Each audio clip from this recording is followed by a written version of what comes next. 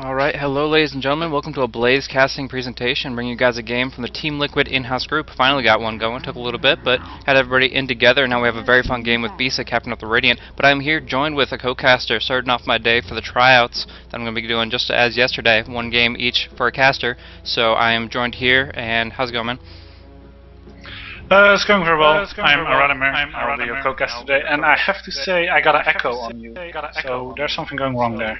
Yeah, that would be, actually mine turned off by default as well, but you gotta go mute broadcasters onto the audio, and for some reason mine was off at the same time, but no big deal. How do you pronounce your name? Iralimir or? Iralimir. Iralimir. Okay, cool. Basically the English pronunciation. Okay, cool. Sounds good, sounds good. Alright, starting things off, it's a little bit interesting here, a Nyx band coming out. I mean, Dark Seer seems kind of standard, but Nyx and Warlock, even in these groups, which I wouldn't say they're really pro players by any standpoint, but they're pretty competitive, back and forth. The Warlock and Nyx kind of seem a little bit of joke bands, a little unorthodox there, but, you know, throwing it out. And we do have the team tag of the Flying Raccoons picked up by Bisa, and so that will be their mascot for today, I suppose. But two drafting up on the Dire, but the Radiant will have first pick available. You probably don't know too much about these teams here, but they just are members of the Team Liquid community that group up and have fun with it. Some of them are really, really bad and hilariously so, and some of them are amazingly. One that comes to mind, Bisa, he even just yesterday was playing a game and hit such levels of GP on my Shadow Fiend, it was just ridiculous. I mean, he can hard carry extremely well. Let's play pretty much any role, so he's almost on the professional level, at least on very high, but kind of try to balance the teams out a little bit so we can see some competitive action and actually make it some fair play here. Yeah, like you said, the bans at the moment are pretty odd with Nyx, Warlock, and Dazzle. You could say maybe they're bans specifically for the lineup that they're about to pick, but we'll just have to wait and see for that one. I mean, Nyx can be very frustrating to lane up against if you're a high intellect hero. It's a pretty good counter pick up against early game Storm Spirit, as you get like 180 mana nuke with your mana burn, which is extremely powerful early on since he's so reliant on his mana. But yeah, one way or another, they just didn't want to deal with it. Not in the slightest. So. Banning out the Nyx, not really the anti-mage. I don't know if they want to go for something squishy and vulnerable that goes roaming around the jungle, or if they just felt like taking that off the board. But one way or another, Bisa being very cautious about his first pick, tapping into his reserve time a little bit. But I mean, this is the key point. This is where you kind of decide what your strategy is going to be and where you want to go from here. So they're going to go, you know, gank-oriented, push-oriented. We'll have to see. Yeah, the picks are pretty slow so far. They really are thinking about what they're going to pick, so there must be some strategies coming out of here, or he's just thinking about himself, like they're banning out Warlock, Dazzle. I don't see that much. What do they think? Maybe I have to pick accordingly to that. And what he chooses for is the Rubik, which is basically the safest pick you can make. He goes almost everywhere. I've even seen him being played on offlane and doing fairly well, not too well. But yeah, Rubik, it doesn't get safer, so the pick, as in where is this game going at the moment, lays in the Dire side. Yeah, definitely, along those lines. I mean, Rubik is just extremely flexible here, no matter what you throw at him. Stealing any skill will generally help your lineup. They're going to obviously pick ultimates that aren't that big of a deal if they do lose them to the Rubik one way or another, but still, he's going to be very pesky, whether he plays supportively or in that solo mid role. Yeah, like you said, he maybe can do the offlane, but I can't say it's the safest bet unless he's going 1 versus 1. But they actually pick up some really good high tier 6.75 heroes, which would be the Undying and the Batrider. Batrider, very strong solo mid with the Napalm, just stacking that up. If there's no magic stick on the on the opponent there, then he can get harassed down and just burn down extremely well. That Batrider being more and more tanky and getting blink daggers for initiation, so on and so forth. He can really control the lane and the runes extremely well. On the other hand, Undying, if he can get some farm, he can become very, very tanky, and that Tombstone, combined with some good disables, can really wreak havoc in the middle of a team fight. Yeah. Like you said, Undying, Batrider, 6.75, that's basically what they are. They've gotten such a great buff that they've being picked in the first 2 picks like now, and first 2 bans. Especially Undying is getting a lot, together with Batrider of course, is getting a lot of more attention just because of his Tombstone. It's so strong with pushing lanes, so I am expecting some sort of a pushing lineup from them, with maybe Batrider in the jungle, or he could of course go mid.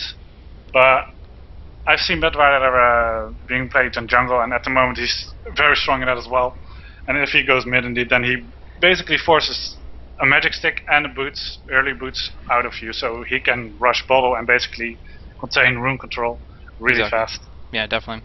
And one thing that's interesting that Tube does have as an option, he's going to be tapping into his reserve time though, but one very high tier hero that has not been banned or picked just yet is the Jakiro. I've seen Dignitas actually run a really good Undying Jakiro lane, and there it is. Yeah. The Jakiro does get picked up, and if you can get like a 2-man ice wall or ice path with Yeah. the Tombstone right on top of it, it's so much slow, so much damage, so much zone control. This is the name of their team right now, it's zone control. Batrider with his Fireflight and a little bit with his Flame Break knockback, he really can manipulates where you're going to be. It has the knockback effect, has the chain pull through the lasso, and moves you to and fro. Along with that, Jakiro, his Ice Path, and Undying with his Tombstone. All of that is really setting up patches all over the battlefield where you have to avoid them, otherwise you're going to take a heck of a lot of damage, and it's going to get worse and worse as it goes along. So it's going to be very difficult. The Flying Raccoons have to have extremely good positioning here in order to do something. So I think they're going to be trying to pick up a hero that has a more flexible positioning, maybe somebody with high movement speed. I'd love to see like the Wisp Tiny type thing where they do the tether for bonus movement,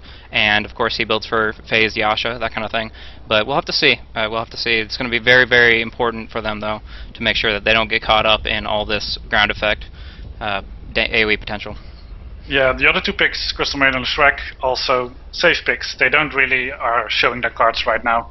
Dire, well, you know about that. They want to push. They want to make something happen with Undying and Jakiro. And Radiant Tide is realizing also because of the Doombringer ban that could be pretty damn devastating for them right now, because every single hero, at least what I'm seeing, is of course the Crystal Maiden and the Shrek probably gonna go in the safe lane, and Rubik maybe mid. We'll have to see though. Because if you take the Doom on one of either of those, then yeah, their combo is just gone. And for the rest, Phantom Lancer, Wisp, Silencer, ban with Chaos Knight and Sand King, Silencer, yeah, I guess they could run that, but not really. You kind of have to play him as a carry at some point, but I don't really see him getting picked up in this lineup at all. Because the enemy team doesn't really have, besides Jakiro, and Batrider, a really spammable. They don't really spam that much. Indeed. Spells. So along those lines, yeah, all 5 of Dire's bans are a little bit weird. I wouldn't say that any of them were completely necessary. The Wisp may be helping out a little bit, as I could list a combo off that could benefit from it, but in general, all 5 of them really not going to be the biggest threat one way or another. But along those lines, they have picked up their next 2 heroes. Radiant picks up the Axe, which is very interesting, and Dire has a Dragonite. So I guess the Dire has just kind of like an all-dragon, So I don't know, it's weird. There's the guy riding the bat, there's the twin-headed dragon, and the guy who can turn into one. Now we have the Undying Zombie. I don't know how he fits in the mess, but one way or another, a little bit of a theme going on, at least in the 3 heroes most recently selected here. But on the Radiant, the Axe puts a lot of potential. I mean, you could do some kind of weird creep skip action with Leshrac supporting him if you can set up the Split Earth, you can set up the Assaunt, but they actually pick up Phantom Assassin. So that's going to be, they're not going to go for aggressive plays like the creep skipping, pushing down towers extremely quickly. They're going to go for kind of a turtle strategy where I presume Axe would be in the jungle, and then they would have at least one lane support babysitting the Phantom Assassin, but that would leave a weird off-lane situation, and so I'm not exactly sure who would be going on that suicide lane in a 3-1-1 setup. What I am thinking of this is Crystal Maiden has to go safe lane with PA, because you don't put a Crystal Maiden on off lane or mid, at least not alone. I would say X jungle as well, Leshrac mid, Rubik off lane. Is that it gonna be, or is X gonna be off lane and Rubik with the tri lane? I don't know. We'll have to see. It's a weird setup. For sure, for sure. But if they can handle the laning phase, they definitely have a strong mid game. That Phantom Assassin, once she picks up that BKB, is a monster. I mean, that's really the only core item she needs to just bring the pain. Dragonite's stun a very long duration, but if you're immune to magic, you don't have to worry about that one little bit. So Phantom Assassin can be a very, very devastating opponent to go up against. I think like if they were trying to go for a weird setup where they pick up the PA and support him very effectively, I think instead of Axe, I might have gone for like an Omni Knight maybe, getting an early repel and the heal action helping a lot with their dodge % chance, but it's just that however they wanted it. Nidus wanted to pick up the Axe, and so they have but Juggernaut's going to be the final pickup. Definitely adds into that push aspect that you were talking about a lot before. You have the Liquid Fire on the towers, reducing its attack speed. You have the Undying with his Tombstone pushing down the creeps pretty quickly. Now you have a Healing Ward and I guess the Spin to a lesser extent to push down on the lanes. So starting things off, moving on, getting a right overlay here. Shout out to me from Teton coming out. But I'm going to go over the Radiant lineup really quickly. Here's Chopper picking up the Rubik, Dr. Chopper. He's a really good solo mid player, and he has 350 gold saved up to get that early bottle. Bisa actually going towards the top lane. He is, I mean, one of the best carry players in this group, and I definitely think that he is the best person to pick up on that. But going on the top lane, it's going to put him in a really weird circumstance. I guess an aggressive tri-lane, but is PA really the carry that you want when you're going that aggressive? Anyways, he is going to be supported by Teton on the Leshrac and the Crystal Maiden, who is Lightbringer. So the final hero is Nidus, and he's going to be going for the solo bottom setup, not the jungle whatsoever, as you'd still need to get experience from the lane. You can go over the Dire if you want. Yes. We have Tube on the Dragon Knight going solo mids. Probably just gonna level up his Dragon Blood and then he'll be fine there. We have Trix on the Bat Rider. He's gonna go solo lane, he's gonna be alone there. Oh wow. They're thinking of the same thing. We're all gonna go offensive tri-lanes and it'll just become the normal lanes really, but then different flip-flopped, yeah. The creep holes won't be as available. Yeah. We have Nobu Dizzy, or Nobu loves Dizzy even. On the Jakiro bottom lane, and on the Juggernaut we have Stancil. And on Undying on stop moving. Ayoka. So yeah, they're thinking the same strats. Exactly, kind of doing that. Yeah, I mean the Juggernaut is definitely the carry to go with an aggressive tri-lane if there ever was one. He can, do the spin on top of the Tombstone Ice Path and really just deliver a ton of pain in a very short period of time. And it adds to that zone control aspect I was talking about a little bit before. But Nobu Heart Dizzy, I've actually casted for him plenty, and he eventually let me know his name is not Dizzy. I kept on calling him Dizzy. He wants to go by Nobu. I don't know why he puts both names in there, but whatever. That's going to be it. But I think Nidus is going to be perfectly fine on this lane here. He has a Magic Stick, Salve, and Shield, and as long as he's playing it safe on the tower, he shouldn't have too many issues surviving in this 1 versus 3 setup. I can't exactly say the same for Bat Rider, although he has a nice escape mechanism for the Firefly. It can still put him in a pretty poor spot if he gets frostbitten up, or even just slowed down by Lightbringer and Teton. Yeah, the early game is definitely going to be easier for X, because just a few lucky spins, and even all 3 of them have to run away.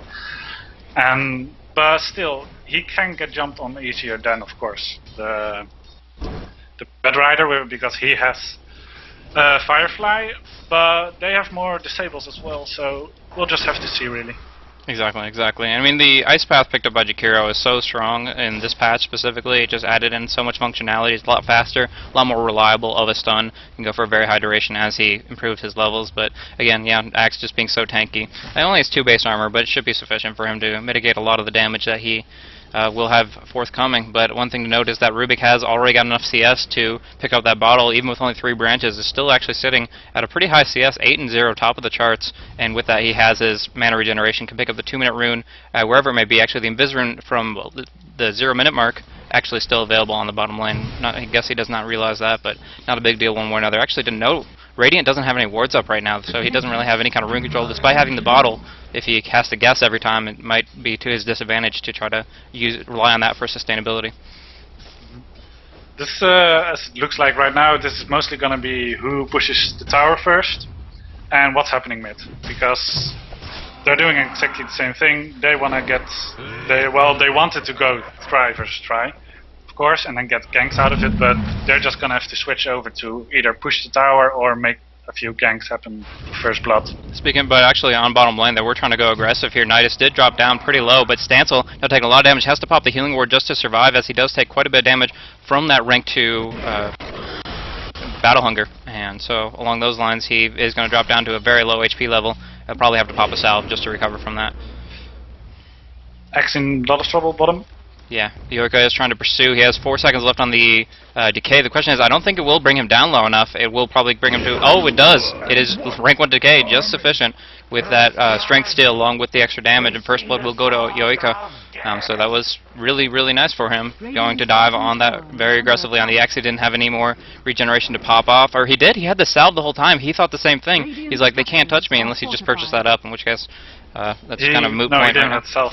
He did? Okay. Yeah, I was about to say X has all run out of all of his regen items. Radiant's bottom tower Which is under attack. Bedrider is still sitting on, so on that part he's doing better, and the Radiant side hasn't blocked the creep pool for, but the Dire did for X. So that's helping Bedrider out a lot so far. He's level 4, sitting on level 4. X level 3, not too much of a difference, but he just got killed. Yeah, but although the First Blood does help out the Undying a lot, I will mention that as far as scalability, actually some aggression going on to Tricks, but the Split Earth will not land, and I don't think they have enough follow-up after that has failed. So now Lightbringer actually in a bit of trouble, has 1 stack Napalm on him, but he has to walk right on through the Fireflight, dropping down to a pretty low HP value. Now he's blocked in by the creeps and turning so slowly. He's a slug with his Napalm on him. It's actually going to be a kill for him, and back on the bottom lane, Axe is taking a lot of damage. Don't know why he exactly juked up towards this position up here, but in the end, he did take a fall, as well as Undying, who dived the tower in the I guess he dived the tower. Dropped down to Battle Hunger, something along those lines. Yeah, Crystalman was really in the wrong spot there. Bedrider, when he gets his stacks up with the Firefly, he does the highest amount of damage that you can do as a single person early game. And meanwhile, we see a Rubik with a double damage picking off the Dragonite, which kind of should be happening because, well, the Dragonite doesn't have a lot on Rubik. Yeah, he didn't bring a lot of HP regeneration. He didn't go for the Soul Ring or the Bottle. So with that, he just didn't expect the amount of damage output that would come out from that double damage and that Fade Bolt, and he did get dropped down in the end. Now that gives Rubik a really nice level advantage in the middle lane. He is sitting where Dragonite's heading up towards level 6. Rubik is almost towards his level 7. That'll give so much more damage from the Fade Bolt and his rank 2 Breathe Fire. But Trix up on the top lane will do a little bit of harassment, but actually kind of wasting his Fireflight cooldown right here. Didn't really need it, but he was in a pretty bad spot. On the other hand, Axe is taking a bit of damage on the bottom. The Frost Ice Path will go on through, but he does juke it for the time being. He gets slowed up by the Dual Breath. Is taunting? No, it doesn't have the taunt, so he's just trying to damage over time on the Jakiro. He is out of range of zombies now. Stancil trying to go aggressive, but they just keep on, taking one at a time, taking turns, walking into tower range. And I don't think that's the best move if they want to bring him down. They have to focus hard, focus fast, and that's not what's been happening thus far. No, they should just go in, let Undying get the tower aggro and just start stealing his strength away. Well, same. That's all they really have to do, but like you said, they're dropping in one by one, but now they're going together and they will get the Yeah, the Ice Path, the spin, it was all sufficient. Stancil's taking a lot of damage, but he will survive, and in the meantime, they are looking to gank up on Tube to increase the advantage that Rubik has already acquired. He's got Smoke up, Lightbringer Teton ready to go in. The Frostbite will be easy setup for the Split Earth, if not the Telekinesis.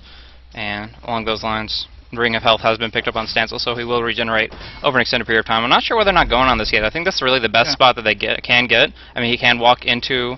Yeah, if he's going to walk down and under the steps, and this is their time, this is their moment, and they can go in on this very, very effectively, and this should be the death of Tube. I can't imagine a situation where he would get out of this unless they mess up very terribly, but here comes Split Earth, 2-second stun. Actually, no, Dragonite's stunned with the Dragon Tail, and the Split Earth will not land, which means he is perfectly fine. Wow, just really good Dragon Tail. That was the only way he was going to get out of that mess.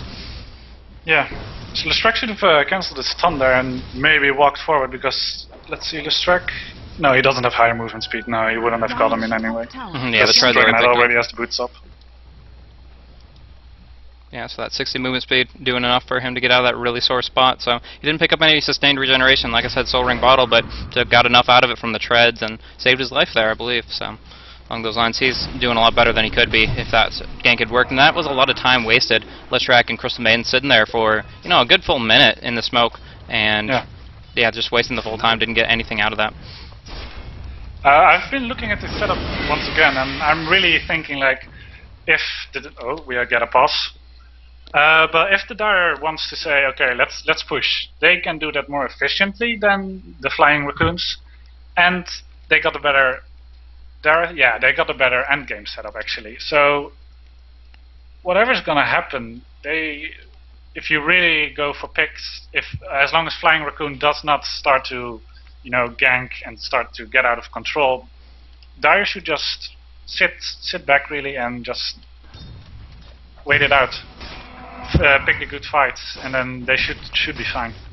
Generally speaking, but you also have to keep in mind, Phantom Assassin, one of the best farmers in the game, and though she has been harassed back by Batrider just a little bit recently, actually speaking of which, Trix is taking a lot of damage here. He should be able to bring down Lightbringer. One more auto attack. His attack range isn't sufficient, and Tetten's going to finish him off with the Edict, rank 1, and a few more auto attacks there. So Lightbringer doing very good baits. I don't know if that was intended or just fortunate for him, but one way or another he will stay alive and pop a salve to remain on the lane. So it's going to be a kill for the Leshrac and a couple of assists for his allies up on the top lane there, which will further help the point that I was trying to make when I was glancing up there, which is the fact of the matter is this Phantom Assassin is really unchecked up on the top lane. She can scale so well with that crit, with that dodge, going up to 35% chance. He pretty much has that butterfly evasion just built into her hero, along with a very powerful crit mechanic. So one of the most scalable heroes in the game, and if she can get that much more farm, already at 50 CS, and with the just assist from that, we'll get plenty of gold headed her direction. Yeah, that's true. If you that's actually really true. Yeah, because for some reason Juggernaut is not getting last hits, and he's not sharing them either. So he's just not getting them, and there's going something wrong with that. Yeah, he's trying to trade 1 versus 1 against Axe, and that really doesn't work out for him. It's not a favorable exchange. Even with that rank 2 counter helix put up, that's a decent amount of damage every time that procs off. Yeah, just weird, really. Jugger should have higher CS, but maybe too much diving going on. Yeah, he has gotten 2 kills out of it, so that's fortunate for him. Yeah. Hasn't managed to die, has survived every single time just by the skin of his teeth. But setting up now, he's going to be almost level 7, so that has a pretty good experience advantage. And even though he hasn't gotten that much CS, his GPM is still pretty favorable at 280. One way or another there, but actually back on mid lane, Tube getting in the tower, getting stunned up. The Leshrac goes on through with the Edict, and it should be enough damage. Just one more auto attack. The damage over time effect was on him, but the creeps are actually going to take the kill, splitting it between Dr. Chopper and the Tetten on the Lesh. Yeah. So yeah, like you said, PA sitting highest GPM. Rubik has won mid, especially with that kill, even though the GPM is about the same. Yeah, I mean, and for the rest, Jugger is also getting a gold per minute, and so is Batrider. Yeah, Ten's in a pretty bad spot though right here. He popped the Edict, but he is getting slowed up by the skeletons. One more decay will bring him very low, and actually will finish the job. So he's going to drop down there, and that's another kill. Picking up now 5-4 for the Dire here. And although we have been talking about the PA having a lot of scalability, 2 carries are better than 1, and right now the Dragon Knight is doing alright. You can't expect him to win the lane up against a Rubik having such powerful lane control in general, but he is doing alright. He's holding his own, and although he has fallen down a couple times, he can get back up, farm up, and if he can get to that level 16, that blue Elder Dragon form is just a monster to deal with. Yeah, still a bit odd that Dragon Knight didn't go for the bottle, because 1 rune could have made the difference there. But hey, he's looking into armlets. Yeah, I think he is. I mean, he could go for Dominator, but either way, it's going to be something that'll help his general survivability, the armor, or the HP boost, and that's what he needs to survive in these team fights, especially if Axe is looking for a Blink Dagger. Though he doesn't have that much farm in general, he's had to turtle on the tower, and now his tower has actually fallen, so although he has a safe place to farm, that is a lot of gold that has been acquired for the Dire team in general. They can spread that out among themselves and get some really good supportive items, maybe a mech on Nobu, and get that out for him. Crystal Maiden just burned down by Tube. Yeah, she melted. And that's it just was an easy stun dual brush. Yeah, not too much. She's a very vulnerable hero. She only has 2 armor right now, and even with boots and a gauntlet, she's not going to be able to survive or stay mobile. If you get a full 2.5 second stun, a couple of auto attacks in that dragon form, not only increasing your auto attack damage, but also the damage over time effect on the dragon's breath. It's just, yeah, all she wrote, really quick combo, no real skill needed, just find the opportunity, find the opening, and Crystal Maiden being as squishy as she is, no problem at all. So far, experience, GP, gold, I mean, Graph don't show a lot. Dire suddenly spiked up after those few engagements. The last 3 kills, they are on 1.5k, but 12 minutes in, that's nothing. Yeah, it's not going to be the biggest deal in the world. It does help them as they want. I mean, this is a momentum-based game. The rich get richer as far as their items go, and that's going to help a lot. But right now, he's actually picked up 2 Helms of Iron Will. So the thing that we were debating, whether he was going for the Armlet or the Helm of Dominator, he actually is going for both. Stancil is going to drop down Teton right here, has a bit of a move speed advantage, and we'll finish him off with a Frostbite, just coming out too late. But yeah, 2 Helms of Iron Will. That's going to be not just one or the other, but it's actually going to be both. The Helm of Dominator and the Armlet going to come out and give him some nice balance of lifesteal and damage. I would say that because he buys 2 helmets of the Iron Will first, he's gonna go for pure farming build right now. He's just gonna let Jugger do whatever he did, like he just did bottom, and then he's gonna take up the farming role and Jugger more of the pushing, give me the kills role. Yeah. Now Bisa in a little bit of trouble. Yoika is on top of him. He's trying to burn him down with the zombies, but he can jump to the creeps if he had felt it was necessary. But the Phantom Strike, not even going to be bothered with. He has so much HP regeneration with that Ring of Health and full Magic Wand. He's not in no trouble whatsoever in his mind, at least. Nobu is transitioning towards the mid, looking for an opportunity, but the last opportunity against Dr. Chopper and the Crystal Maiden up top, as well as the Phantom Assassin, was kind of thwarted. Actually, no, it wasn't the Crystal Maiden at all. It was just Bisa and the Rubik Dr. Chopper. Now they're actually going aggressively onto Yoika, and he's taking a lot of damage. Tries to heal himself with the Soul Rip, but it's just too much. Finishing off with the ulti, axe, decapitating that zombie, and that's the best way to kill zombies, as every movie will tell you. But now a lot of fire on the ground, Firefly going on through and burning through, but they're all avoiding it as best they can. Now Bisa is on, but it is expired, and now that he cannot go over the trees, it's easy to stay on top of him, burn him down very slowly, and Phantom Assassin going to pick up the last hit for that. Very good last hit for him, but can Dizzy and Nobu finish it off with the Macro Pyre? It doesn't look like it, there's not enough damage there, and now they're actually going to go back on him. They don't want to jump with the Macro Pyre, of course, but zombies coming on through. Can Bisa get out of this mess? I'm not entirely sure. He popped the Magic Wand, and he will be able to Blink Strike away. Phantom Strike over to the safety of his teammates there, but in the process, the mid tower was dropped down really low. The damage over time effect from the Elder Dragon form going to burn down the tower, but actually getting a deny from Lightbringer, and well needed to make sure they don't have the momentum that they acquired from that previous tower kill. Yeah, that was Bedrider just sitting there for too long, and then the TPs that came in were just too late, and they're gonna go again on top. Yeah, he pops his ultimate trying to slow them down a little bit, get them off him, but that Battle Hunger going to stay for a very long time if he doesn't get the deny. In the meantime, though, Bisa gets Flame Breaked right back into the path of the Firefly, and it looks like he's going to take a fall, as well as the Undying. Yeah, that was all Battle Hunger. He must have desperately been looking for a creep to kill, but he couldn't find it, and meanwhile, Juggernaut in mid. Tube taking a lot of damage, actually going for a third Helm of Iron Will. There's really no point in that. I think it's kind of a joke build on Tube. I can't. Is there any third item that would take advantage of that at all? No. I can't think of one. Well, could go for a Veil of Discord. Veil of Discord. Yeah, that's about it. So that'll be interesting if he decides to go the super overpowered, secret new meta triple Helm of Iron Will build. I don't know, but he could build 3 items out of it.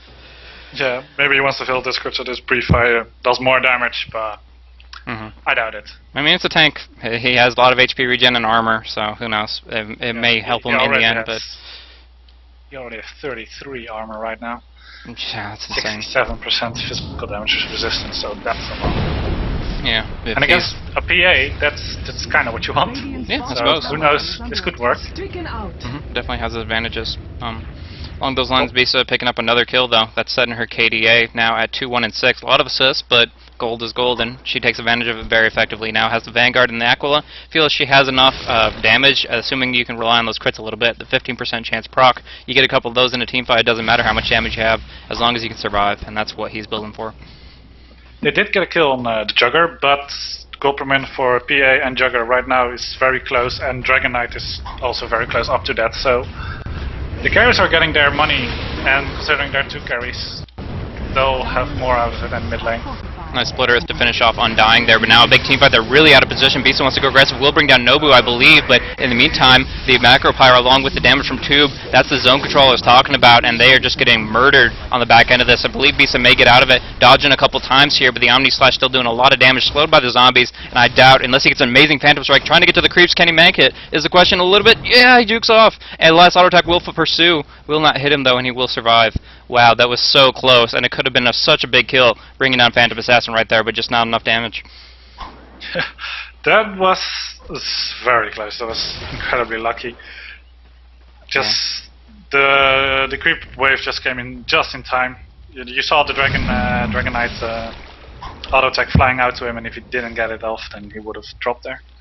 Exactly, and I mean, just Vanguard doing work, that survivability really showing its benefit, even with just a rank 2 in Blur. But one thing I will mention is that I do believe if he had finished the armlet instead of building a triple iron will, he probably would have gotten the kill there just because the increase in damage is a dramatic increase for such a low-cost item, and I think armlet could have really helped secure that kill.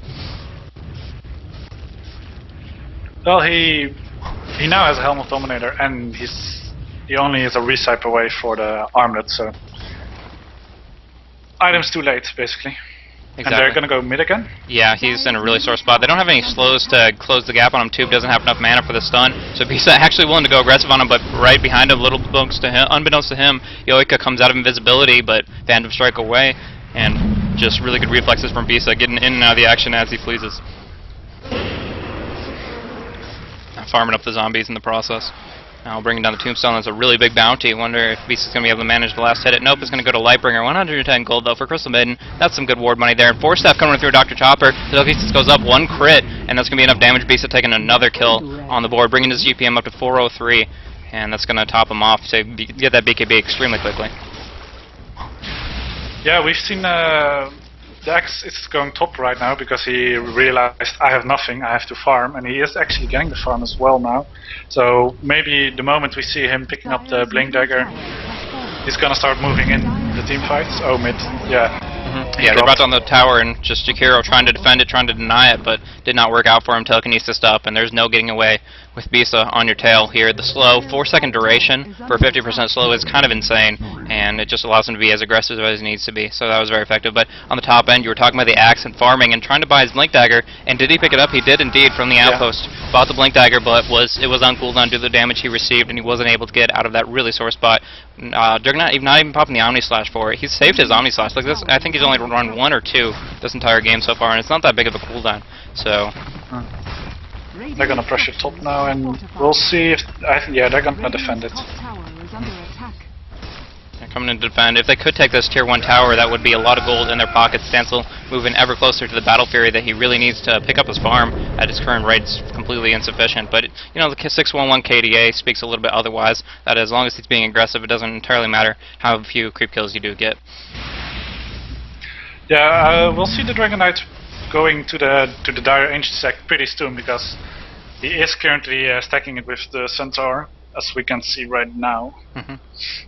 So he'll go there, get some more farm out of it, more money a lot. You know, and he we'll see opted him for rising up. You'll notice he opted for the rank 2 Elder Dragon form, which is not very common in pro games. I like to use the green to push, but if you do get the opportunity to stack it up, why not? So pick up the red and get some cleave out of it. That'll give him quite a bit of money from that, as long as he continues to stack, which he's actually mistaking right now. He was he did perform the stack. He got the new spawn with the Ancient Black Dragons, but now they have dropped down. He lost the Centaur. We'll have to get a new one. In the meantime, though, a little bit of action closing in on purple Titan, but instead they turn it around. Split Earth, Axe, all of taunt going on through. They just need to bring him down a little bit of movement speed bonus, and the damage over time effect should bring down Batrider. His Blink Dagger will remain on cooldown. Do they have just a Nova or something to finish the job? There's the Fade Bolt, as they do have Vision, him burning down the trees in the process. Tube, really low mana, needs to get out of there because he really can't contribute anything in that encounter. Nope. That was wrong time. As you can see, even though the Radiant did have a lot of wards and they knew they were there, sorry, the Dire doesn't have wards, so they didn't knew that they were there. So yeah, big play, wrong place to be. Yeah, exactly. You were talking earlier about the position, not only the positioning, but just their engagements in general. The initiation from the Dire team has to be very, very precise. They have to strike really fast and furiously at Bisa, or they just have to pick off a quick and easy intellect hero. But one way or another, they have to be very careful about this.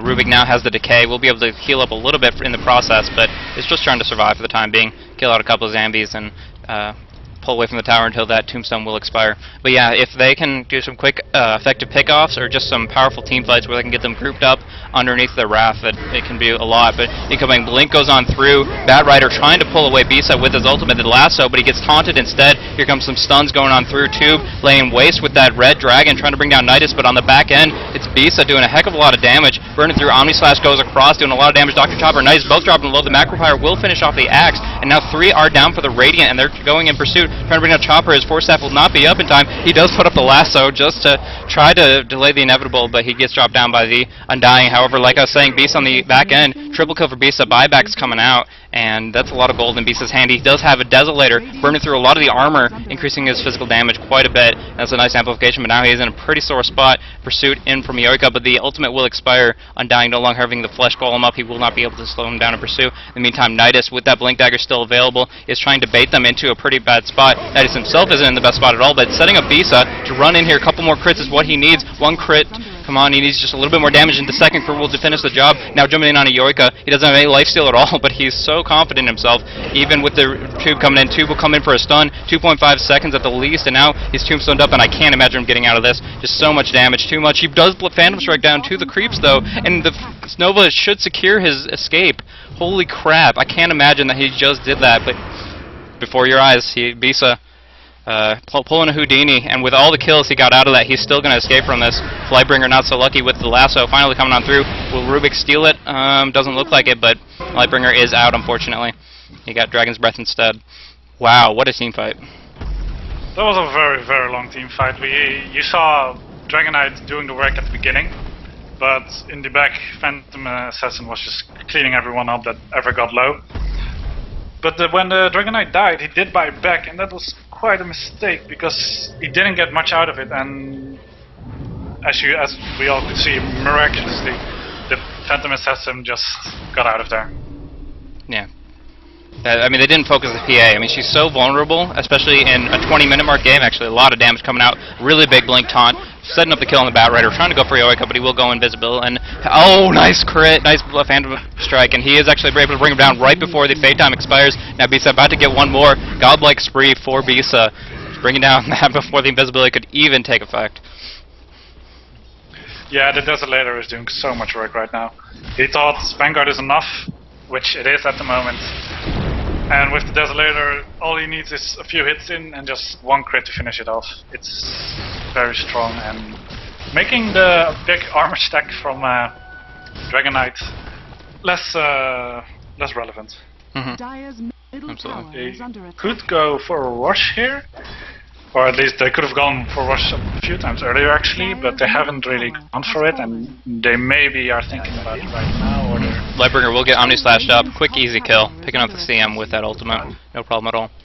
But now, yeah, like you're saying, they could be running around the Roche pit. Nidus is beefy enough to tank it up. He can Tranquil Boots on through that, but he's either doing that or just buying from Roche. I can't really tell. But instead, Bisa getting picked up at the lasso and being pulled in. Now, they don't have any Napalm on him, but he does get stuck at least in the ice path. Now, Napalm's not going on through, but the Splitter should delay their advance for the time being. Nobu is very hesitant about going in on this, seeing what Bisa can do. And now Nidus trying to go for the taunt. Does not work out, but instead he just Phantom Strikes in. 2 crits in a row. Godlike spree. Now, Nidus taking a lot of damage in this massive AoE. Just so much damage from Jakiro. Really big AoE. Bisa cannot get out of this. He tried to do the exact same thing, but no creeps to jump to. No opportunity this time. That was really big play by Jakiro. That massive AoE. Beautiful stun. Dual breath and macro pyre follow-up. Yeah, that was the ice path doing its work. He got 2, almost 3 people in that one, and then PA was basically cornered in. He couldn't go back uphill, he couldn't go to the left because there was nothing to blink to, so he was just stuck, and he was trying to make the most of it, and so he killed Undying, but in the end he had to pay for it with his life. Now he just bought back, picked up a Demon Edge, maybe looking for that MKB, but that's a lot of gold to just throw down in one place. Doesn't want to put stop the pressure, knows he can hard carry in, and is willing to commit all his gold to it, but Yoika is actually the target of choice, and he gets critted up. 1,000 damage crit coming out of Bisa, and yeah, that's really, really painful to go up against right here. And as that Vanguard really ending his point of vulnerability, all they can do right now is disable, disable, disable. They do have the Bat Rider lasso, they have that combination going on through with Jakiro and the Dragon Knight stun, but they need to focus it on Bisa or they're going to get torn up by just the blades and the crits and all the damage. Will there be taunt? Will pull Tube out of his TP. He thought he would be safe, but Nidus did a really nice blink in to prevent that, and they do bring him down. PA picking up yet another kill, going now 13-2-9. That's not where you want a Phantom Assassin to be at 26 minutes into the game, and now they're looking at Roche. This is just PA wrecking. He got the farm he needed. He's at the point where you say, if he's on your face, you need to get out of there. So they should have maybe gone for a 4-staff, but at the moment that's just too late. Maybe Bad Rider should have gone for 4-staff, but he opted for Blink first, which in this case isn't going well for him in mid-engage bit. Yeah, case in point, he could have, if he had a 4-staff, he might have been able to get out of that right there, but 1 second on cooldown, there's nothing you can do, and Dr. Chopper now running around on his broomstick, has a Fireflight available, and has his 4-staff of his own, so he can, you know, fly around a lot better than this guy here. But yeah, along those lines, now, I'm curious about if they've had Axe pick up the Immortality. I figure, you know, your Wrecking Ball of Phantom Assassin could use it very effectively, but doesn't really need it when he's willing to jump into 3 enemy heroes past tier 4s and immediately 1-shot, or 2-shot, if you will, the enemy Jakiro there. So, just doing work, doing whatever he needs to. He doesn't have lifesteal, so he needs to watch his health value right here. The Tombstone going up, and I honestly don't know, if he kills the Tombstone, he's fine, but there he goes, finishing the job there, and now focusing the Yoika. He will burn him down too, but now the ultra kill for the PA before he drops down to the buyback Stancil. And DK. And they're chasing X now in inside their own base. I think he can actually just blink TP. Yeah. Blink. He could just blink to any trees at all and TP out, no problem at all. There he goes. Everyone TPing in to intercept him, but he had a TP scroll. And Galnius. Yeah, weird. I think I agree. It's pretty weird that they put the Aegis on the Axe there. I mean, it in the end saved his life, but that could have been PA, and that could have been a lot less money towards the Radiant side. Yeah, I mean, come on, Radiant. I wanted to see a double Rampage, not just an Ultra kill. What are you guys doing? And even though the score is 31-28, that can be very deceiving considering all the towers that have gone across. In the end, the experience bar is actually relatively close, and the gold is actually still in favor of the Dire. I'm kind of surprised at that fact because of how much Bisa has been doing, but it's really the focus of the gold. If you look at the net worth or just the GPM, you'll look at the fact that Bisa is a top dog by far, by 40 GPM, but all the other Radiant are actually dropping really low, especially Lightbringer and Leshrac on the bottom end are second and third to last, not doing too hot at all. So it's just the DK and the Juggernaut's combined farm is definitely adding up to the total gold that the Dire team have, but at this stage I don't know if it's enough to bring down the PA when she has just picked up a BKB, or sorry, an MKB, and therefore there's only so much you can do. Now Juggernaut is opting for his own MKB to try to pierce through that 35% dodge, but even if he farms that up, he can still get shredded if they go 1 versus 1. So he's going to need a lot of support from his team, a lot of chain disables as I've been talking about before. And right now, if the Phantom Assassin is afraid, no longer afraid to dive your tier 4s, you got yourself a problem on your hands. Yes. What really is pulling the Dire side up in form of money is the fact that they have more towers than them, and that's really just pulling them ahead, because all the Radiant side so far did was just go through the middle. And it has paid off for them. I mean, they have been winning the team fights more so than the Dire, but they could just choose to go top or bottom now, and then just get a lot of money out of that. And they're already ahead. At least the PA is already this much ahead. So I would opt for that right now, because that's gonna benefit your team more, and just more money. Exactly. I mean, if you get a BKB on Phantom Assassin now as well, it's gonna end the game. Exactly. And a little bit of high stakes cat and mouse. We're going on up top lane. Beast up Phantom Strike array right when the Batrider blinked on him, so he couldn't get the lasso up. But instead, he just goes to backdoor the tower himself. Now that the creeps have taken off the protection, he can just boulder through that and really put a literal term on the Wrecking Ball reference that I was making before. Yeah, Batrider really needs his 4-staff. Dire's bottom tower has fallen. I mean, of course, blink less so in. That's okay, but what then? It's not like you're just in the middle of them. And at the moment, he's not that. He's just not tanky at all at the moment, and he just gets blown up by a PA. So The opting for Blink Dagger is hurting him a lot at the moment. Yeah, exactly. It's really good initiation, and it's kind of what they need to be able to lock down Bisa from the beginning, but after that, really, like I said, the Frostbite from Crystal Maiden can really lock him down, as well as everything Rubik and Axe have to send his direction, so he's not really being able to pull Bisa where they want and control his movement. Instead, they're just putting themselves in a really bad spot, getting burned down, and wasting those cooldowns. And yeah, like you said, the Blink Dagger is good for initiation, but really can't get you out of that tight spot after you get yourself in it. Along those lines, Axe is actually doing extremely good on levels right now, looking for a Bloodstone for some reason, but the fact of the matter is he's level 17. You're looking at the levels, and although Juggernaut and Dragonite are doing fairly well for the Dire, Nobu, unfortunately, level 10 and Undying at 13 and 15 for the Batrider. So it's not doing too well. And the teamfight actually is going to break out here. Lightbringer taking a lot of damage from the spin, going through the Ice Path did a little bit of damage there, and it's going to be Leshrac that falls first. Lightbringer as well. They know this is a fight that they can engage on successfully, so they are trying to get out of there as fast as possible. But instead, the lasso will go up, and that's going to be Rubik as well as Bisa taking a lot of damage, getting focused down by Tube, and a little bit more burst damage. Dragonite going to finish the job there. He's going to pop yet another buyback, and that's just what I was saying. If they can lock down who they need to get a really good engagement off and start things off for the better, they can actually win fights extremely well. They have a good team fight in general, but the problem has been so far the Phantom Assassin all over the place. But now they are pushing on the tier 2 mid, want to actually capitalize on some real gain from this temporary teamfight victory. This is like the first teamfight where they've actually taken down multiple people for an extended period of time, but PA just deterring them quite a bit. Now Blink's going on through. Knight is missing his taunt though, and just having to pop off some battle hungers. In the meantime, though, Bisa, with enough vision, knows where he's at, jumps on him, and one-shots with an instant crit onto the Jihiro. So that's just very, very painful to watch, as I played that role very, very well. The feeding support over and over and over, who can do absolutely nothing against that carry, who just wants to focus you down once over and over and over again. A little bit of like Vietnam flashbacks going on there, but I feel your pain, Nobu. I feel your pain.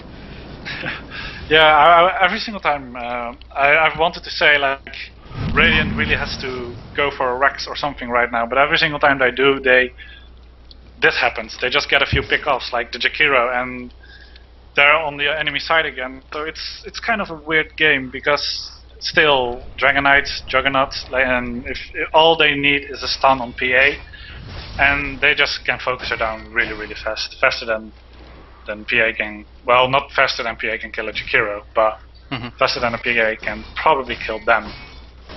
Now, what do you think about this? And MKB on the Juggernaut, so sure.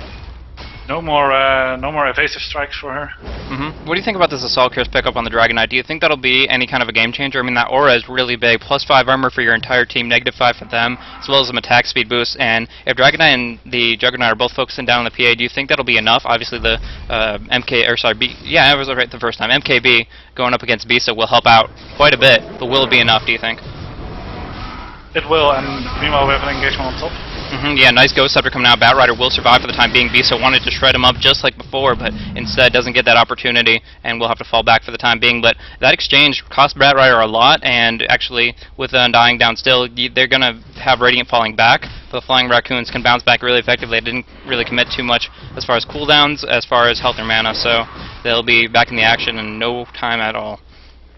Yeah, back on the Assault Crest, I really think that's an item that they should be opting for right now, because Juggernaut himself, he just likes to right-click, outside of his ulti, that is, and same thing is with Dragon Knight, and it gives more speed, it gives more armor as well, so it's all orientated against the PA, which is what they should be doing right now. Exactly. And yeah. The Ghost Scepter on instead of a 4-staff, he went for Ghost Scepter right now. Batrider, it's okay. I still would have gone for the 4-staff, but PA is just doing too much damage right now, so he's probably got picked off a few times by a few crits, so he's just saying, PA, get away from me. Exactly.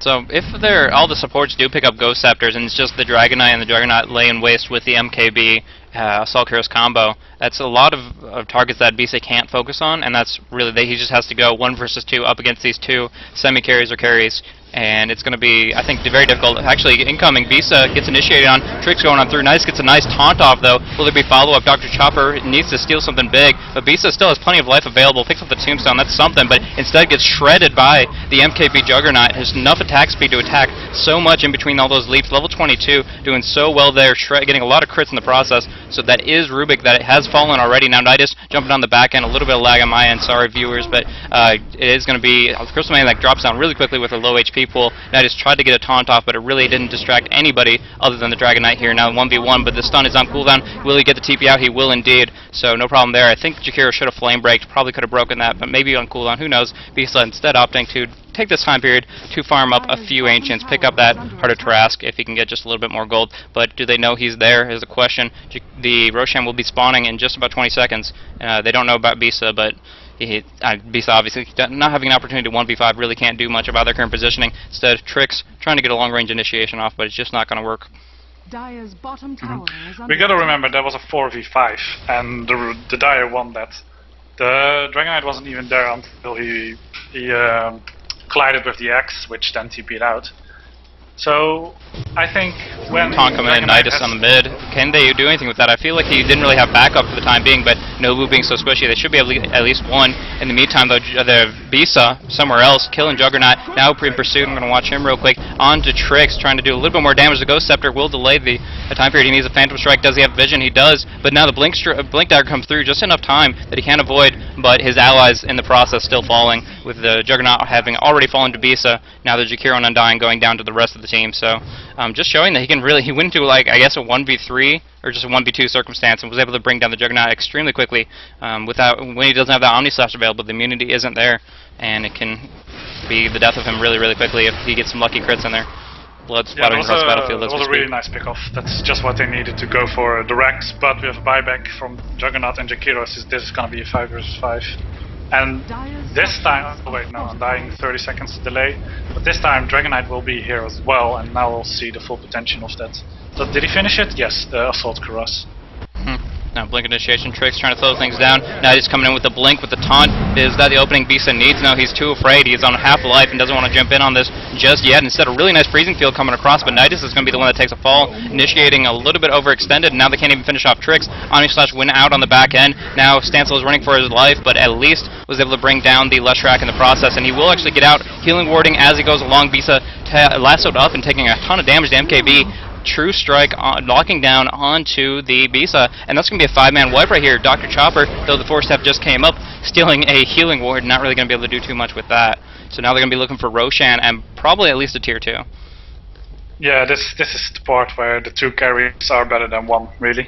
And we also see the Heart of Tarask on Phantom Assassin, which is a bit... I would have still opted for the BKB, because if you can just...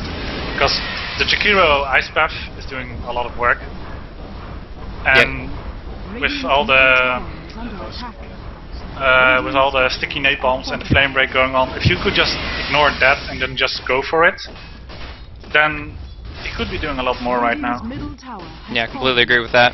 I mean, the BKB would negate all these disables, at least for that 10-second period, to give Bisa a time period completely free to attack anybody that doesn't have the Ghost Scepter already. Dragon Knight gets his level 25, wasting the experience gain a little bit, and actually denying the Aegis of the Immortal. Everything they did just there was a little bit wasteful. They take the tier 2, very effective in that process, but the fact of the matter is Dragon Knight was almost level 25 anyway, so getting all the solo experience from Roshan really didn't help him very much. And denying the Aegis, I know that they have almost full item builds, but it seems like Juggernaut could, spare a TP scroll or something to get that second life and have the potential to just wreak havoc even further in the fights. Yeah, this is just, for fun. Yeah, of course, of course. But yeah, what Juggernaut is probably looking at a butterfly right now. At least that's what I again would opt for. He already has some magic immunity with his Blade Fury, but we'll see what he's gonna go for right now.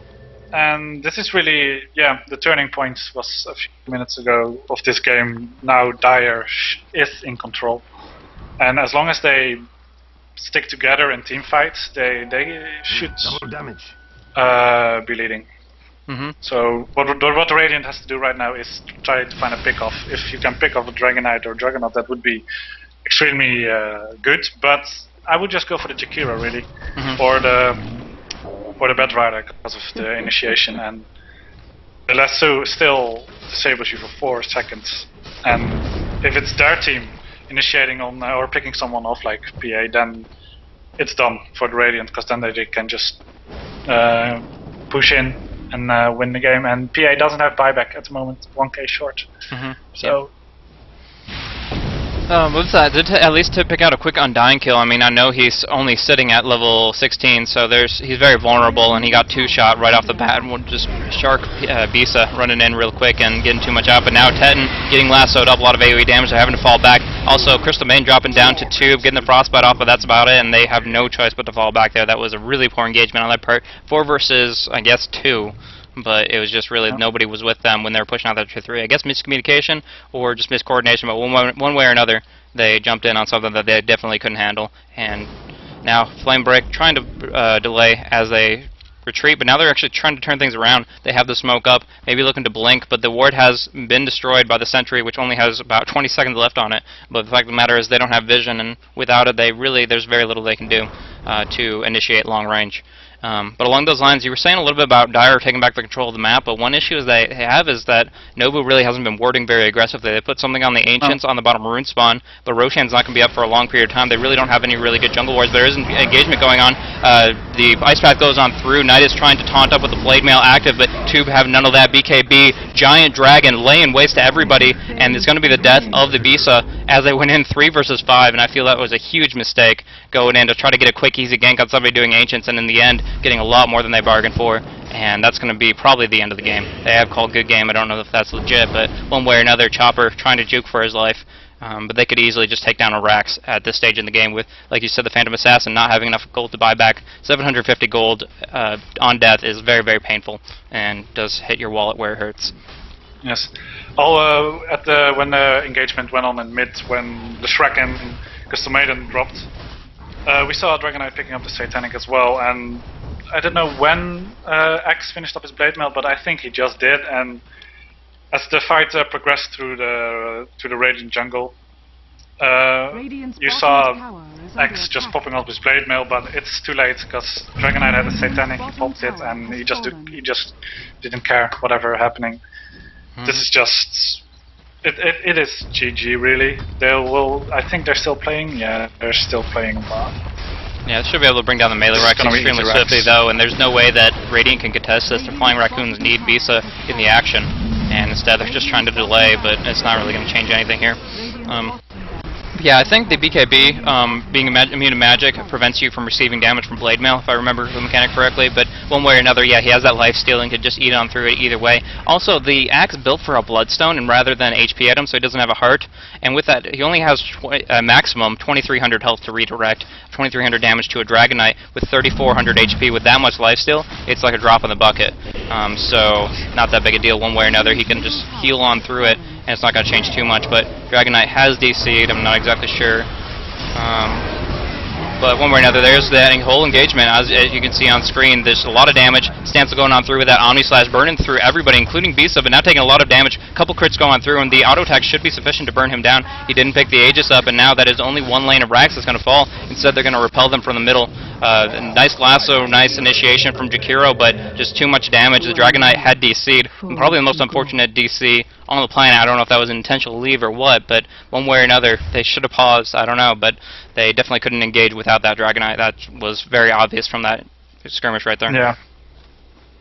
This is a bit weird, but I think I don't know. He's gone, and that didn't help them in that fight at all. So it might have been a rage quit, yeah. Trolling, whatever.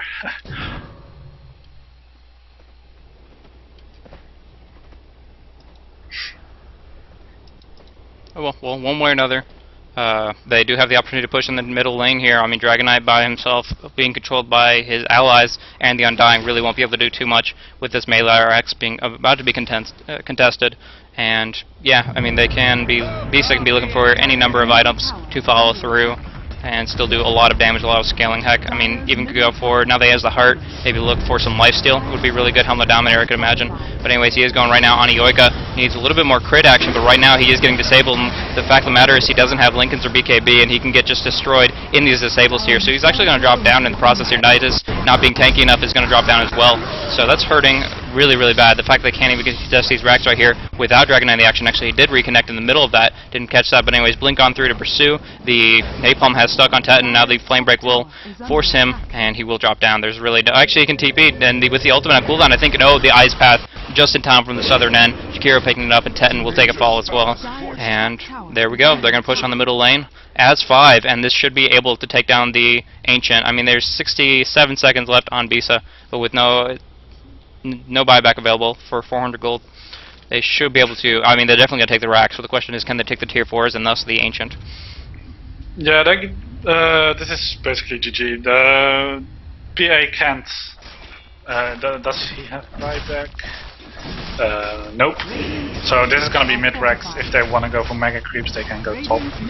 But I'm pretty convinced they could finish this right now. 40 seconds is a long time, with Batrider initiating very nicely with the Lasso, with the Flame Break, and now there's nothing that they can do. They're just getting burned down left and right and center, and yeah, they're just going to drop like flies. And now the tier 4, even with Bisa up, they can't do too much. A simple Dragon Knight stun will be sufficient to prevent it. To be methodical, taking out the tier 3 up top, kind of unnecessarily, but they're going to finish off the Ancient before that even becomes an opportunity.